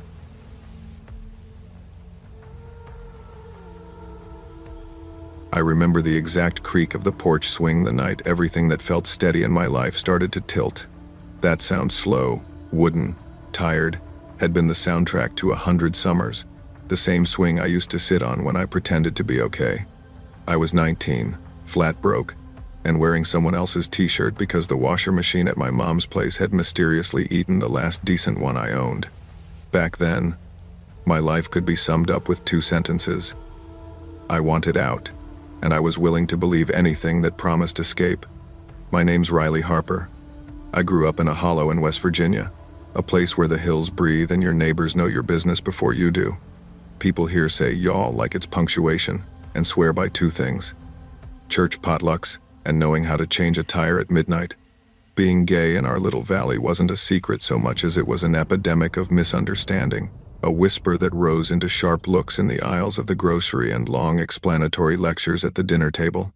My parents loved me, but love in my house looked like worry in a Bible they'd thumb through like armor. For a long time, I learned to swallow pieces of myself so the family meal didn't taste like a courtroom. So yeah, when the internet opened up and folded the world into my palm, I dove in like someone boarding a leaving train. MySpace was the neon-lit map out of town. I crafted my profile like a prayer. Moody photos, a playlist heavy on piano and noise, a top 8 that read like a litany of feelings. If my neighborhood wouldn't let me be whole, then cyberspace surely would. I told myself that.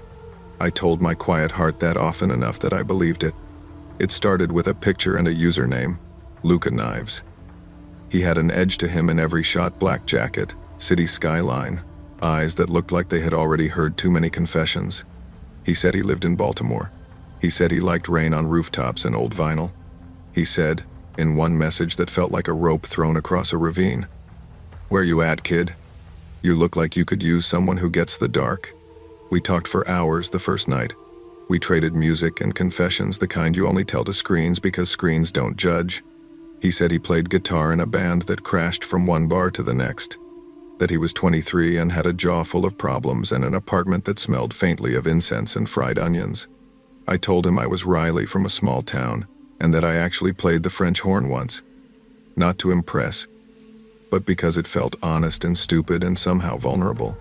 When a person online says the right thing at the right time, it can feel like a rescue. Luca became my radio at night. I pressed my forehead to the cool glass of my phone and let his voice dump warmth into the hollow of my chest. He called me Riles, which sounded wrong and intimate at the same time. When he said, "I wish I could see you," I believed he could. I believed in that ache so hard I mapped flights out of my small-town prison and saved every spare dollar. There's a kind of faith that crawls into you when you've practiced loneliness for so long. Faith in strangers, in avatars, in the shimmering promise of a face that says, yes, you belong. He introduced me to friends, a tight-knit circle of photos and nicknames. Jet, who posted skate videos. Kieran, always with a beer can. And an easy laugh named Tess. There were messages that looked like group chats, inside jokes, references to a hang at a place called the Red Lantern. It felt like being added to a table where laughter was the main course. Tess, loud, flirty, protective, started messaging me separately. She told me Luca had a temper sometimes, but he was good in ways that mattered. She called me baby the first week and sent me playlists and photos of a cafe where she swore the coffee would change my life. There were cracks, but I called them quirks. Luca would disappear for days. He would go silent for hours, then come back with messages that read like war reports. Sorry, dude. Night got heavy. Mom's sick. He had a habit of hinting at a messy life and then offering me the clean parts. Midnight calls, songs he'd written, a promise that when he got his life sorted, he'd come get me. How could I argue with a dream that kept me breathing? Then came Zach, or so I thought. Zach, the soft-voiced pianist who played like rain. Zach, a name Luca typed into our late-night chats with affectionate distance. Zach, whose piano pieces Luca sent me in low-quality MP3s that made my skin crawl in the most tender way. Zach was gentle, patient, and the emotional counterweight to Luca's abrupt edges. Zach's messages were poetry, careful, apologetic. He wrote, "It's easier to be kind to someone else's scars than to face your own." I fell for Zach, not because the name suggested a particular face, but because the music did something to my ribs. I could hear fingers on ivory in a way that made my palms sweat. I'd lie awake and imagine him pressing down keys, imagining the shadows of his hands bending toward the notes. My heart did a stupid cartwheel. Before long, I was juggling two affections, Luca's chaotic flame and Zach's soft, steady glow. I convinced myself this duplication was normal, that love could exist in multiple forms, that the internet was a circus of overlapping affections. A year in, the fantasy had become routine. We messaged every day. I tried to visit twice, once he couldn't make it, once he was out of town. Each no hit like a door slamming. But there was also an insider friend who had become my lifeline, Tess. She was the one I'd call when the dark spun too loud. She'd send me a voice note that made me grin like an idiot and keep moving. We were reckless young adults in an ecosystem of constructed intimacy. And I was, apparently, gullible as hell. The first truly violent crack came when Luca went from jealous to obsessive. He'd been okay when Zach and I talked. He'd said he was fine with it. But one January night, after a drunken fight he'd described in a string of expletives, he told me he'd taken Zach somewhere. Tess called me, her voice threadbare, the words tumbling. "Riles. He's missing. Luca took him." She said it like she expected me to pick up and find him. My stomach performed a long, sick slide. I panicked. I contacted people in the circle. Names I'd grown to think of as bricks in a wall. Jet, Kieran. Chaz swore they'd find Zach. They called him a loose screw.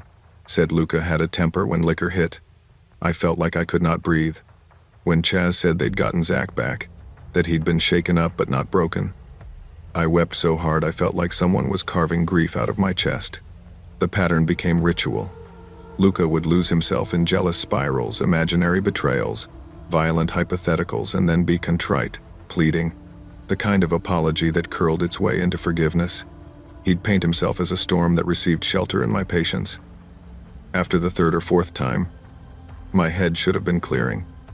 Instead, each violent episode pressed me deeper into the mud. There was an addict's logic to it.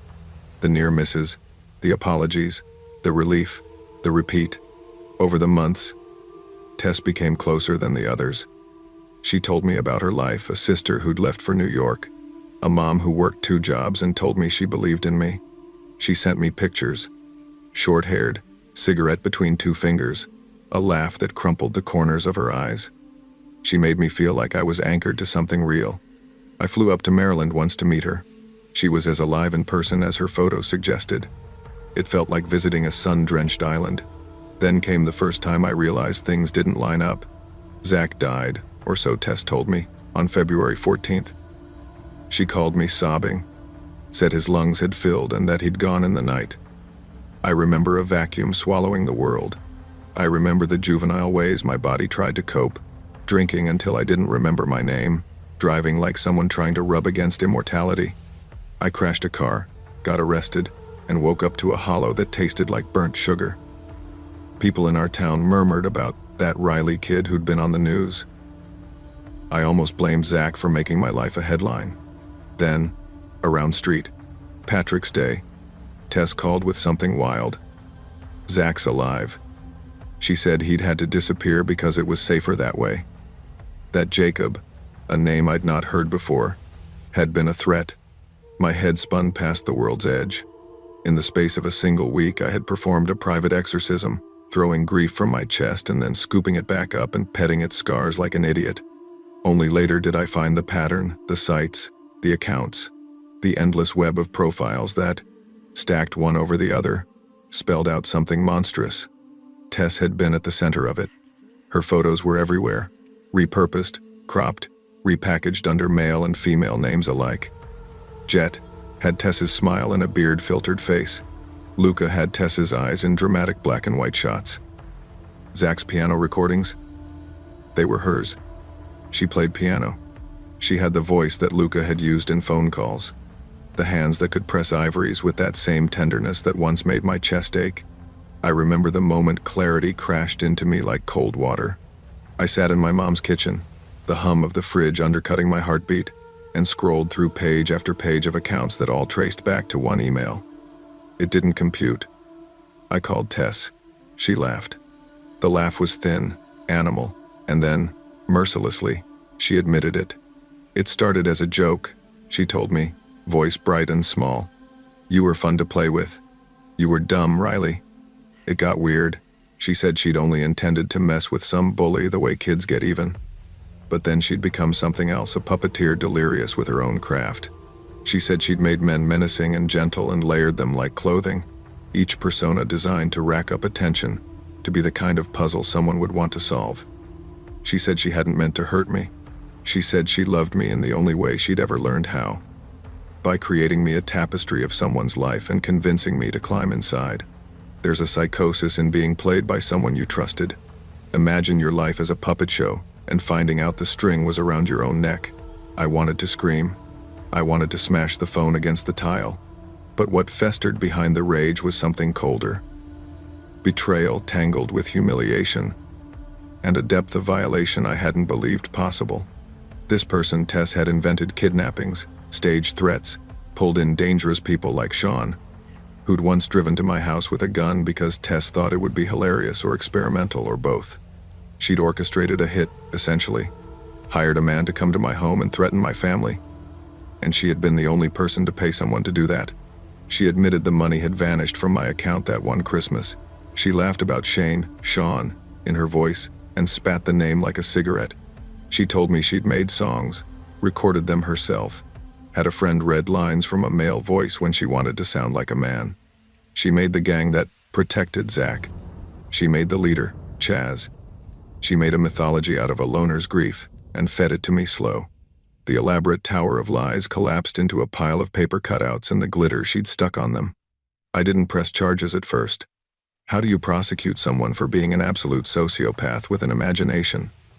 How do you prove that people you thought were real were merely stitched together fantasies on a screen? The police were sympathetic but bewildered. They said there was a limit to legal action when the harm was psychological and accounted for mostly in explanations and late-night chat logs. It was infuriating. The world had invented a new cruelty and our justice system kept its hands untied. After the reveal, Tess moved. She left Maryland for a while, and I pretended the air smelled like hope. I made the mistake of thinking absence would fix everything. I went back to school, worked shifts, tried to strip the story out of me like it was a tattoo. I wanted to be invisible to the web she'd spun. I deleted accounts, hardened my privacy settings, and hugged my sister like she was a chalice of warm light. But the thing about someone who's spent years teaching themselves how to be everybody is that learning the art of being many faces brings a terrible adaptability. 5 years later, I ran into Tess at a gas station on the edge of town, the kind of meeting that could be written as fate in a movie where endings fit into tidy frames. She had shorter hair, a hoodie, and the same sly smile like she'd been waiting for the moment to flick a switch. I felt the old animal in my chest find its way back, the urge to rip, to punish, to never let her breathe again. We talked. I told her it was over, but my voice betrayed me. I wanted answers, not confession. She sat cross-legged on the curb in that dregs of midnight posture and told me a different story from the one she'd first offered. This time she claimed she had felt something for me through the years, a twisted affection, maybe real, that she couldn't parse. She wanted to show me what she'd done, to reveal every secret and give me closure. I wanted to slam the door in her face, but I also wanted the shape of what was true. We met. She was careful, cunningly apologetic. She spoke like someone presenting a project. I built a world, she said, and you walked into it. She would occasionally toss in phrases like, "I'm sorry," but they sounded rehearsed, like lines half meaningful and mostly meant to keep me still. In the end, I learned more than the mechanics, the emails, the fake IPs, the borrowed voices. I learned why she'd chosen me. "You're soft," she said simply, like it was evidence. "You stayed. With others. I was boring. You lit my stupid, lonely brain on fire. I wanted to see how far I could go." She moved 30 minutes away and started showing up in small-town places I frequented. "Coincidence," she'd say. "Fate," she'd joke. At times, the lines between the past and the present blurred into a kind of ongoing surveillance. Every so often, someone would tell me about a new blog where a musician named Zeke had posted a piano piece with my weird favorite cadence. Or a guy in a nearby town would be linked to a social account with Tess's smile. It was as if she'd learned that the worse the handiwork, the more satisfying the final state of torment. She hadn't stopped. She'd evolved. The worst day came a year after our accidental reunion. I was walking home from the diner when Tess's car pulled up slow beside me. She rolled the window down and stuck out a hand carrying a CD. A physical CD. "For you," she said, like an offering or a threat, maybe both. I wanted to turn and run. Instead, I took it, stupidly, because maybe I craved the closure of hearing the truth. I went home, put it in my old stereo, and listened. The track was a loop of typewritten confessions and a piano melody I hadn't heard before. Midway, a voicemail, falsetto, trembling read passages that mapped out entire scenes of my life. The porch swing creak, the stolen $5,000, the gun cocking in the yard, the names of my parents. She had recorded the details of my trauma and polished them into a sound piece, an artifact of consumption. That night, someone tried to break into my house. It wasn't an obvious, dramatic home invasion. It was the little sabotage of someone who wanted to make a point. My back door was pried open just enough to let air through. The latch bent crooked as if a hand had turned it and decided not to finish. My sister's stuffed animal lay misplaced on the porch. A note, a scrap torn from a magazine, sat on the kitchen table reading, "Keep looking." I called the police trembling, and they took my statement and assigned a patrol to drive by more often. When I told them I suspected Tess, they did not laugh. They took me seriously this time, maybe because I had proof of money taken, threats, and logs, or maybe because something about Tess's pattern of escalation made officers nervous. They warned me, do not engage, do not confront her. Let them handle it. That advice sounded like salt rubbed into an open wound. Someone had tried to break my home because of the ripples of a lie that had started with a smile and a fake name. They arrested Tess eventually, in a small motel room 3 towns over. The charges were messy. Harassment. Conspiracy to commit harm. Because of Sean. Theft. The missing money had a messy paper trail that pointed right back to accounts she controlled. And a string of computer crimes. The courtroom drama had a weird theater to it. Tess sat with her hair in a tight bun, face small and pale, and at times she looked like she might cry. At other times, she would smirk when the prosecution recited the horrific catalog of her inventions. Folks in small towns don't react well to stories that defy neat moral lines. There were people who wanted to say I'd led myself into danger for attention. There were others who called me naive. But inside the courthouse, I felt an external validation I hadn't known I needed. My trauma was not just a wild rumor. It was evidence, and it mattered. The case took a long time. Tess got probation for some charges, jail time for others, a variety of restraining orders and community service like a jigsaw puzzle slapped together. The outcome felt hollow in some places and sharp in others. She served time, enough for me to sleep without imagining the creak of footfall on my stairs each night. Restraining orders gave my family a blanket of legal protection. Prosecutors handed me a sense of vindication, a thing I'd thought I'd never find. But the scars, the ways I measured a stranger's intentions, with the same caution I measured sugar when I baked those, took longer to change. What happened to me isn't a tidy moral. I didn't get character-building glory. I didn't acquire wisdom in neat chapters. What I got was a body of experiences like a dented car, functional in the outward sense, but forever bearing a mark where the impact hit. I learned to guard myself. Yes, but not out of bitterness so much as self-preservation. I learned to sit with the fear without letting it set the shape of my future. I learned that being kind to myself sometimes looked like putting away devices and saving my money in jars in the closet. I also learned that people can be terrible in ways that are almost creative. Tess had been an artist of cruelty, making villains and saints out of thin air and seeing how those stories could rearrange someone's life. Recognition of that truth was a poison and an antidote. It cured me of the last ounce of naive hope that someone online would simply be as they presented. But it also freed me from self-blame. I stopped thinking the world had failed me because I'd been fooled. I was just one more person caught in the net of someone else's compulsion. There are days I wish I could go back to being the kid who thought the answer was as simple as get online. There are mornings I still wake with my phone on and check notifications like old rituals. But the tighter loop of my life now is small and deliberate. A job I don't love but respect. Friends who have been like stitches. A sister who calls me Riles and means it in every way that counts. I take my coffee black. Unless a friend insists I try it with cream. I go to therapy, sometimes reluctantly, sometimes hungrily, and I talk about a catalog of horrors like they're items on a receipt. Sometimes, late at night, I'll sit on my porch swing and listen to the old wood complain and think about the horizon. The world taught me a lesson in the hardest way, that people can lie with extraordinary artistry and that sometimes they do it because they're lonely or hungry for attention, or just plain cruel. But the world also taught me a lesson in recovery, that the people who love you will stay with you through the weird, that the legal system, imperfect as it is, can sometimes be a fence when someone won't stop climbing into your yard, and that you can, clumsily and stubbornly, glue your broken parts back together. Tess never came back after the trial. She got herself a new name in a new place and, rumor had it, started a blog where she wrote stories in the first person and wondered why people read them as confessions when they were meant to be experiments. I don't follow her. I don't want her voice tracing the edge of my day. Once, a year after everything, she mailed me a postcard of a city skyline I'd never seen.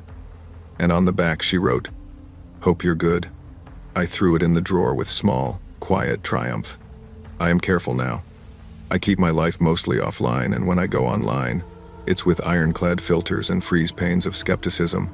I still play music sometimes. My fingers remember the French horn fondly, and the ache of being a kid with that instrument in his hands, and I sing to myself like it's a private radio show. I invite friends over to sit on the porch swing with me, to wait out storms like they're characters in a story that will pass. We drink cold beer and use the word y'all like punctuation, and my sister tells me about her life and how, even though the world can be a big, mean machine, there are parts of the small town that keep you safe. Sometimes people ask me why I'm telling them this now. Maybe because secrets rot. Maybe because the truth, messy and gray and long, needs to be heard. Maybe because I want whoever's listening to know that the worst thing about getting fooled isn't the foolishness. It's the learning curve that leaves you suspicious of your own heart. If you're reading this from some bedroom with a screen glowing like midnight, hear me. Be careful. Trust your gut, but don't let it turn you into a fortress. Be kind, but also be prepared. And when something seems too good to be true, when someone online crafts an entire life as a present for you, remember, people can be storytellers, and sometimes the story is for them, not for you. I started this story on a porch swing. I finish it still on the porch, but the swing has a new rope and the wood's been sanded smooth. The scars on the bench are still there, little rings and knots the carpenters couldn't erase. They remind me of the things that happened, the lies, the bruises, the way my family pressed closer when danger came knocking. They remind me also of the way I sat, stubborn, and waited for the morning to arrive.